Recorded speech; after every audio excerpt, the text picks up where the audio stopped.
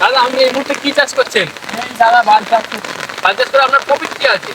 আর বলবেন না দাদা, এইগুলো চাষ করেছি, কোনো প্রফিট পাইনি, তাই জন্য ওই জন্য বাল চাষ করছি। বাল চাষে এখন বিশাল ইনকাম, 5-7 হাজার টাকা ছিল, আচ্ছা আচ্ছা।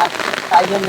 আপনার কি এই বাল চাষ করে আপনার ভবিষ্যতে কোনো চিন্তা ভাবনা কিছু আছে? আপনার বলে দিচ্ছি কিনে কিনে দেওয়ার ব্যাপার কিছু আছে নাকি? ভবিষ্যতে চিন্তা ভাবনা আছে, মানে এবছর দুর্গা পুজোয় আমার বউ একটা এত বড় সোনার মেডেল চেয়েছে, আচ্ছা না যদি দিতে পারি আমাকে ঘর থেকে বার করে দেবে বলেছে। এইসব শাক পাতাতে ইয়ে নেই, ওই জন্য বাল চাষ করতে দিতে গেছি। দাদা আপনি এটা চাষ করে যান, আমার কাজের সময় আর একটু কথা বলবেন না? আর আমার কোনো সময় নেই দাদা, আমার এখন অনেক কাজ আর বৃষ্টি হচ্ছে, এখন বৃষ্টির সময় মাথা মাথা খারাপ করবেন না। আচ্ছা ঠিক আছে ঠিক আছে। চলে যান।